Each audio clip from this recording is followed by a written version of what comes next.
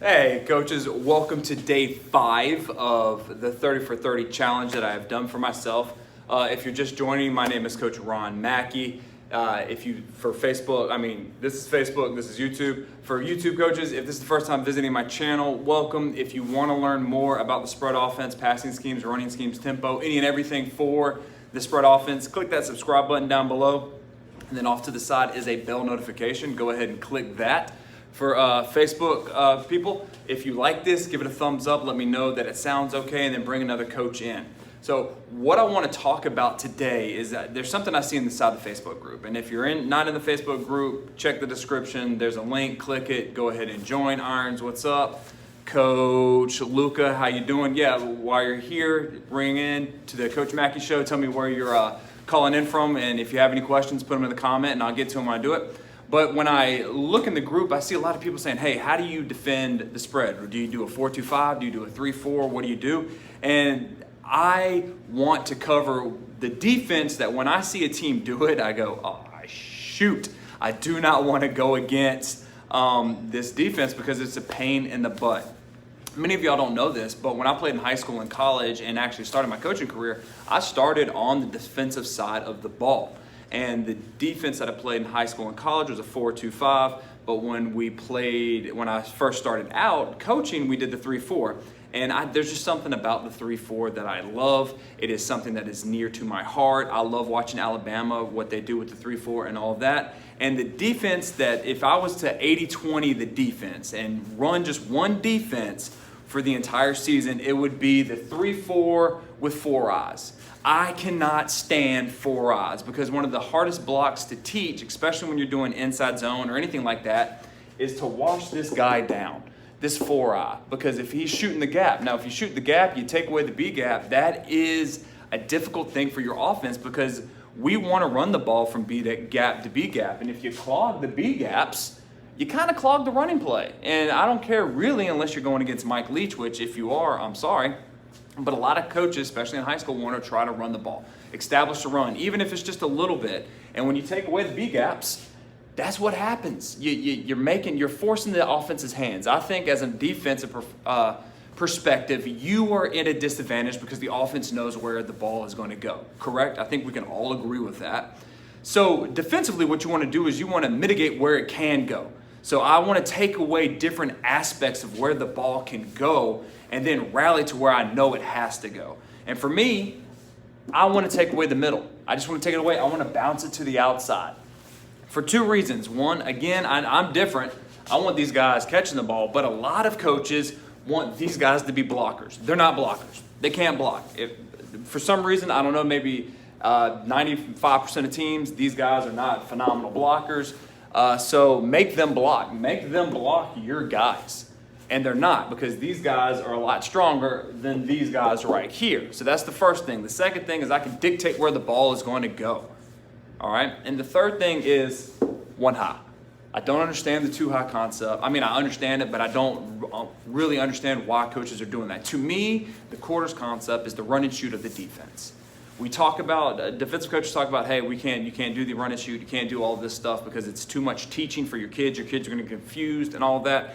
It is the same concept on defense. If you're running 2 high quarters, you've got to teach a lot of stuff. Go listen to Cody Alexander, who's a phenomenal guy, or Coach Vass, phenomenal guy.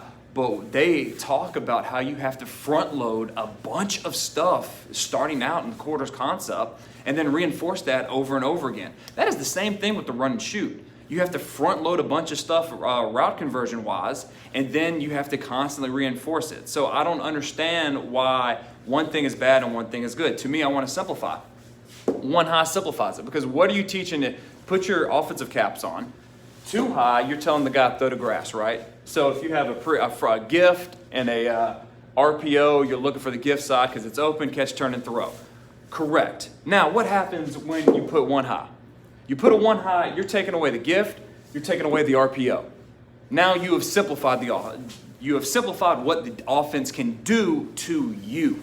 And I'm not saying 1 high straight man-to-man. I'm saying 1 high cover 3 to make things simple. Really, really, really simple. And get in their face, mug them, and then when the ball snap, bail. because you want to take away the pre-snap stuff of offenses. Offense, I'm teaching my guy, hey, if that DB or that linebacker's in this wide receiver's face, don't throw it. It's off, run the normal play. So why don't y'all do that to begin with? I know my offensive guys are like, shut the hell up. Why are you telling them this? I know, Coach Tucker, but you have to know that. That's why I think if you are a defensive guy, you should be on offense. If you're an offensive guy, you should be on defense.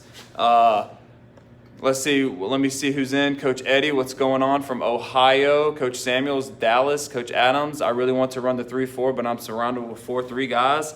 I just know that this gives spread teams problems. It gives us problems. I love the run and shoot myself. I do too. Coach Lucci, these are awesome. Get to watch a video before headed to work. Thank you. Coach Adams, match coverage too. But yeah, Coach Juan, what's going on? I don't understand why you want to go too high. It just blows my mind because one high, you take away everything. Now let's get into stunts. This is a stunt I don't understand a lot of teams don't play or do as well. The double A gap, man. Forget these guys out here stunting and all that jazz. Screw that. Bring the funk up the middle. The double A gap destroys everything. It destroys everything, especially if you have a quarterback back there that doesn't see it that much. If you slant here, just bring the heat. I know there's two people in that gap. It don't matter. Bring the funk. At least once every drive to make that quarterback timid. Defensive guys, if you're going up against the spread, you want to make that quarterback timid. Bring the pressure. I promise you, I've been in this game for 10 years. Some of y'all have been in it longer. Even if you put everybody in the face, and you're running a standard cover 3, you put everybody in the face of the wide receivers like this, and then you walk these guys up. This quarterback right here, unless he's a stud, and a lot of us don't play studs, he's going to shit his pants. It's common knowledge. He's going to come up. He's going to check his pre-snap. Oh, okay. Mean mugged. I've got 6 in the box. I am screwed. And then all you have to do is just drop back. It's kind of like the Brent Venerables. I can't say his last name, but he shows a lot of pressure and he backs back a little bit. Do that. Because the offense doesn't know what to do in this. And the beautiful thing about the 3-4, why I like it, is you can bring multiple people and drop other people so you can kind of get creative inside that system. But pick a system and only use one thing. Just get good at one thing. Just like I preach on offense, hey, just get good at a couple of things. Defensive guys, get good at a couple of things. Because I've been in defensive meetings and y'all, coaches, y'all are just going nuts. Y'all are coming up with crazy ass blitzes and it's like, what in the world are you doing? Because these guys don't do it. Coach, what do you do with speed option away from the roll down safety? Well, speed option, you've got something over here if that's what you're talking about. And honestly, guys, I can count on one hand how many times I have seen speed option in 10 years. Offensive guys aren't doing it. Yes, it may be in their playbook, but it's difficult to teach your core unless you're facing an option team. That's a different beast. But if you're facing a team that runs inside zone, counter, power, or anything like that, sure, they may have a speed option in it, but watch the film. How many times do they run speed option when the film that you have? Stop over-coaching ghosts. You want to take away 80% of the stuff that the offenses are doing and then focus on that 20 that you can defend. Because I promise you, when you have a 4-eye, even things like gap schemes, that's difficult when you're pulling both of them around. And now offensive guys will be like, yeah, that's why we put in the dart. I promise you, unless you have studs at the tackles, this is the reason why we never went dart, even though we played with it in the spring all the time, is those tackles, that's a difficult pull around. It's hard. So if teams aren't majoring in that, then, let them pull a tackle around and see what happens. They may get 1 or 2. I don't know why I'm doing 1 or 2 that way. 1 or 2 good plays, but they're not going to keep at it because offensive coaches can't do that. All right, what do you do about the quick pass game? What quick pass game? Because if you're doing, let's say you have stick, right? Case in point, let's say I'm an offensive coach and I have stick. I'm teaching this guy the peel. So if we're doing the stick concept and this guy's coming my way, I'm here, I'm this, right here, I'm done. I'm done. They're not going to do it. Now, sure, you can have the RPOs and everything where he flares and he goes and you can pull around. That's fine, but then you know that. You find what they want to do good, what they're going to hang their hat on, and then find that other play that if you take away the stick, what do they do next? Because if you dive into the data and look at that, you actually will find most coaches don't have a third play. It's either 1 or 2. That's it. All right, what do you do to beat it? That is a great question. What we have done, actually, here's the other thing is, if you want to beat it, you kind of have to have a passing game.